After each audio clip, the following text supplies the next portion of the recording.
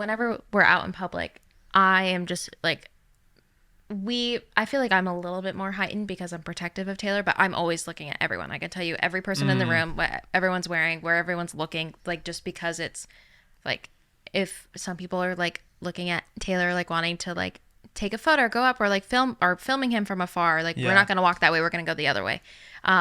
Or like if he's having a bad day and someone's filming him, like I know to like how to position myself to like protect him. So I'm just very like hyper aware of surroundings. So it's like 5 a.m. We're leaving somewhere. I don't know what the airport is. It was a very early, like we had a 6 a.m. flight. So it legit was like 4:45 at the airport. Yeah. And we had to do like another layover. And also the tickets had gotten messed up on the flight. So we weren't sitting next to each other. And so I was like a little like nervous about that. Just also because I didn't want him by himself.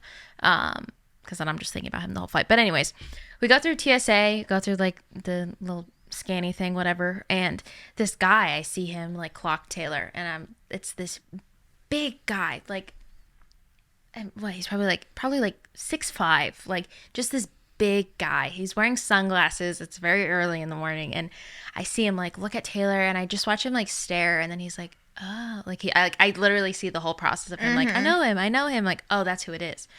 And so I'm like, I tell Taylor that there's like this guy that recognized him, whatever, just to clock it so that we're aware. Yeah.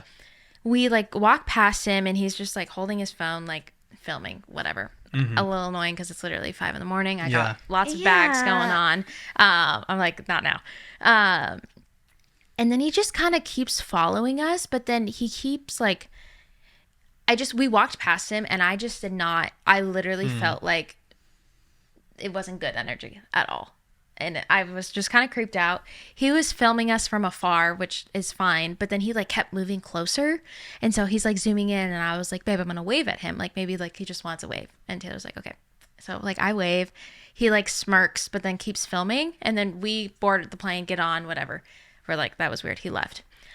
Sitting on the plane, again, we're separated. And then all of a sudden, like I see him walk on the plane and I'm like, you're joking me. And come to find out, he's literally 2 rows behind me. Directly, I'm like in the middle seat. He's directly 2 rows behind me. And I'm sitting there, I'm texting Taylor. Apparently he like was yelling Taylor's name when he like walked on the plane. On the plane, he started like heckling me as he was passing me. Like in a negative way? What was he yelling? Just like an obnoxious way. Just like, Taylor, what's up, man? Just like screaming at me. Weird. At 5 a.m. on the airplane. Yeah. And literally everybody on the plane starts like looking. It's like, who is he screaming at?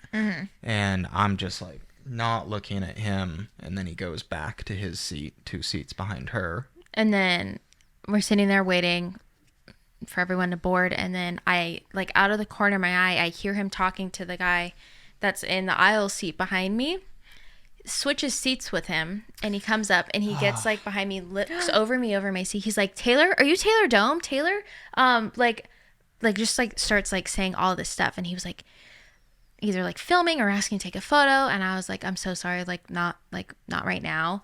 It was like trying to ask me questions. And I was like frozen. Like this guy is so big. He could literally reach over the seat and like strangle me. And I've never been scared of like a fan or anything before. And he was in the airport, he was very obnoxious and inappropriate, just following us absolutely everywhere we went. And we clearly were trying to get away from him. Yeah. And he just kept following us, kept filming us, being so obnoxious.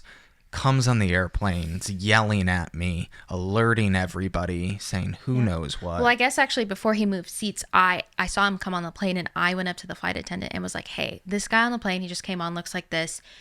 He was just heckling my husband, and she knew who Taylor was. And I was like, can you just like make sure he's like not hanging around here, like ignoring like or annoying him, and like just like keep an eye on that. She's like, oh yeah, of course. So she already knew. And then that whole thing happens where he comes up behind me and I'm like texting Taylor. Like we were going somewhere for work for him. And if we weren't going for work, I would have walked off the plane. I was like like I started crying in my seat. I was so nervous.